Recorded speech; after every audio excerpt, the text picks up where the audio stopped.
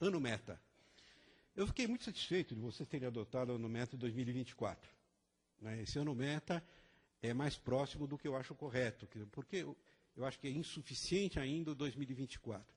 Porque o plano de transporte é 2030. Eles estão agora revendo o PITU, que é o plano metropolitano, que era 2025 até agora, e está passando a ser 2030.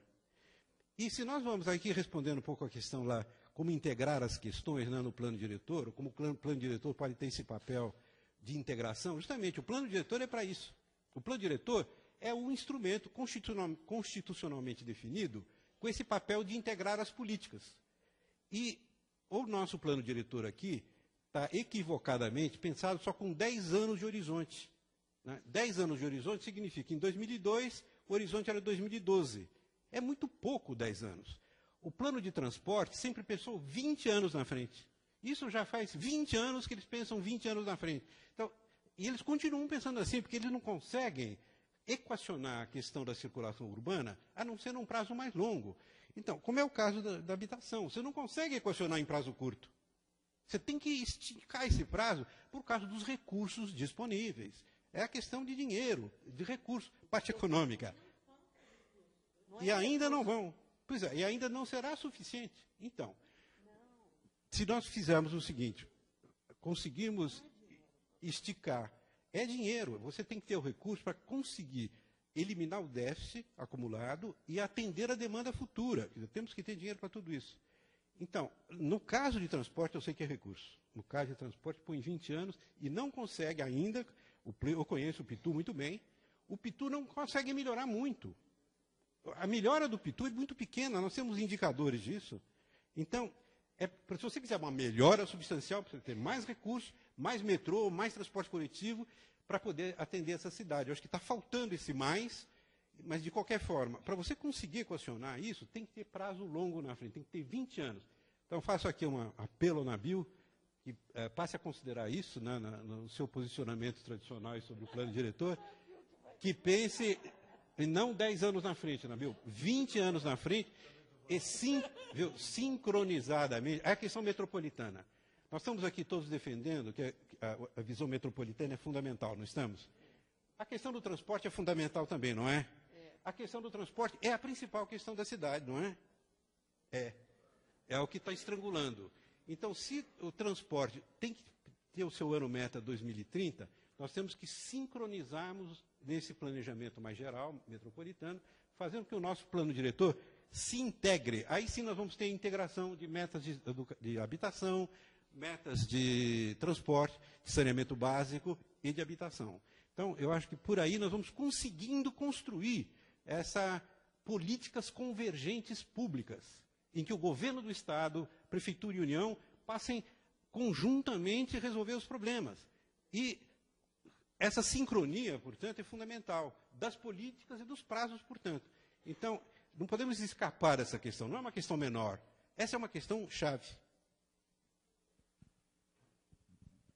Bom, então só para responder ao Cândido, eu concordo que os objetivos do plano diretor, que eu acho que continuam válidos, eles não conseguem ser alcançados no prazo de 10 anos. Realmente, eu acho que o fato de ter se estabelecido esse prazo 2012 não quer dizer que nós tenhamos que mudar os objetivos dele, embora certamente muitos instrumentos e a territorialização da aplicação dos instrumentos pode e eu acho que deve ser revista.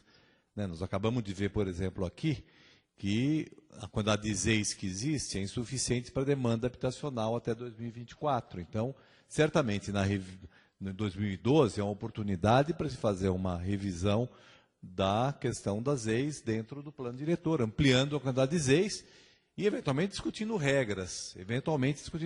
Eu acho que, no caso de São Paulo, não dá mais para a gente pensar a habitação de interesse social só com TR+4. Eu acho que isso é uma questão que tem que se pensar. Quando eu falei que temos que pensar na cadeia produtiva, nós temos que pensar sistemas de deslocamento vertical que sejam mais baratos, com menos manutenção, com menos custo. Né? Agora, isso acho que não é um problema das ZEIs, porque as ZEIs permite, né, um coeficiente mais alto. Claro que coeficientes mais altos de maneira planejada para evitar o impacto que isso possa ter na questão ambiental, no entorno. Mas, de qualquer maneira, eu não vejo nenhum problema a gente pensar que o plano diretor deveria já ter sido pensado para 20 anos, lá em 2002, tá certo? O que não significa que agora ele não possa passar por uma discussão para ajustar uma série de coisas que precisam ser ajustadas, inclusive a questão fundiária, que eu acho que é insuficiente. Se falou aqui muito do... Né, o Silvio falou, o negócio foi embora, ninguém retomou, mas eu acho que no Brasil a questão, né, da propriedade privada da terra pode ser pensada, pode se avançar um pouco mais no controle dessa propriedade privada.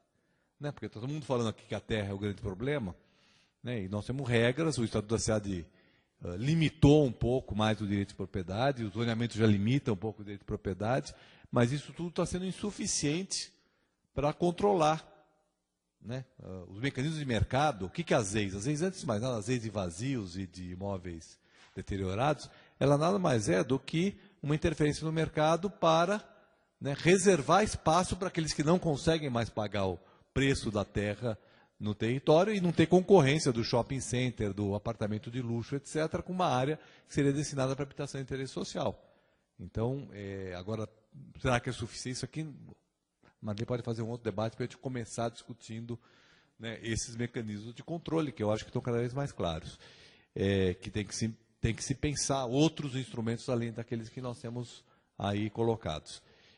A questão que eu levantei, Maria Tereza, foi só o seguinte: historicamente, em São Paulo, desde o incêndio da favela da Lapa, que nenhum aqui provavelmente já ouviu falar, porque o incêndio da favela da Lapa é de 57, eu acho, 59, tá certo? Ele estava nascendo, nós pelo menos estávamos nascendo, né, nossa geração, né? E a favela Ordem, as várias favelas bem localizadas da cidade, historicamente, um dos mecanismos para que elas fossem eliminadas foi através de incêndios.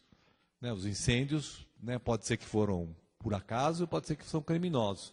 O que a gente sabe, e eu não tenho nenhum estudo para isso, não estou acusando ninguém, etc., mas tem havido reincidentemente incêndios em favelas em São Paulo, e favelas bem localizadas.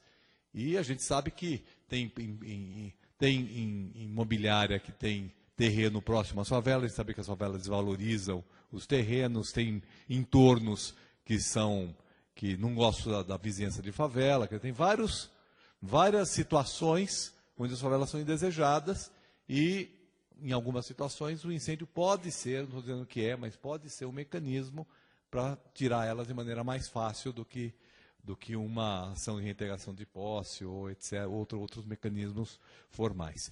Eu queria só fazer uma brevíssima fala sobre o que ele levantou lá, a questão da bolha, se tem bolha, se não tem. Quero dizer o seguinte: nós temos hoje e vamos ter mais, uma quantidade de recurso para crédito imobiliário muito grande no Brasil. Quer dizer, o Brasil passou 25 anos sem crédito imobiliário, com pouquíssimo dinheiro para habitação. O resultado foi que se produziu menos habitação e aumentou violentamente a quantidade de assentamentos precários nesses 20 anos, do início dos anos 80 até meados dessa década.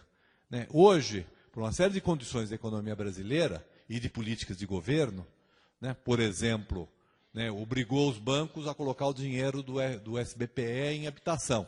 Até 2004, né, 2005, final de 2004, isso não era... Quer dizer, os governos desde o começo dos anos 90, retirou essa obrigatoriedade. Agora, isso foi colocado, ela está na lei do Sistema Financeiro da Habitação, e então, você tem um recurso, uma série de, eu não vou me estender aqui, uma série de mecanismos de financiamento foram favorecidos, o que é positivo.